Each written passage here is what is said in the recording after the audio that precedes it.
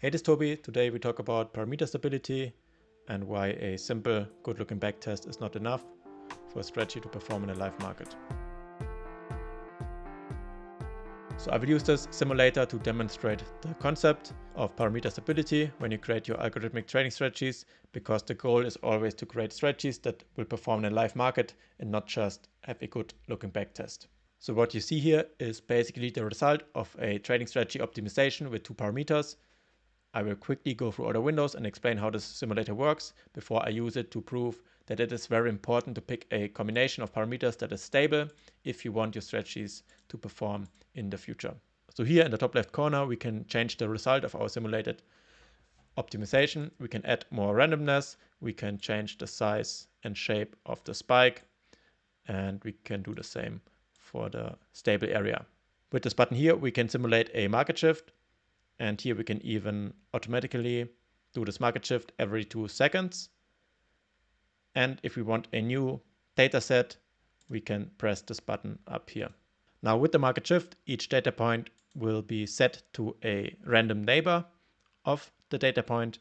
So this is to simulate the future market conditions that are similar to the current market conditions, but not quite the same. Here we have a 2D heat map.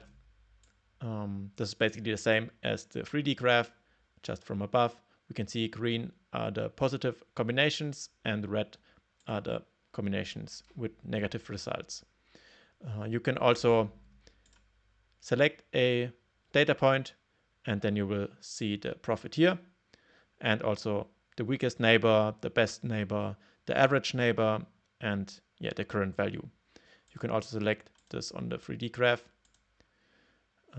here with the white bar. And then here in the bottom right, we also have the history. So if I click on market shift, we have the history of the selected data point, and we plot it over time. And if you want to stop the rotation, there's also a button here to pause the rotation. Okay, let's reset the dataset, and I will show you why it's important to pick a parameter combination that is in a stable area rather than the best looking parameter combination from a backtesting result. Okay, so let's adjust the 3D graph a little bit, because in real life, if we have a result of a optimization, a lot of times it looks like this. There are spikes that have a very high profit, or whatever metric you use to measure the success of a combination. There's a very high spike or multiple spikes, and then there is a plateau, a stable area, but in most cases the stable area is not that profitable compared to the single spike. Now what most traders do when they run a optimization like this one, they select the best combination of parameters, and then they will use this to trade in a live market. Now, why this is dangerous, we can see here when we click on market shift. First of all, we see the profit here, 166. I click on market shift, and the profit is already lower again, and pretty quickly we get into the losing zone. So when in future the market changes, this combination is not stable, and it will fall off the cliff and will turn into a losing strategy.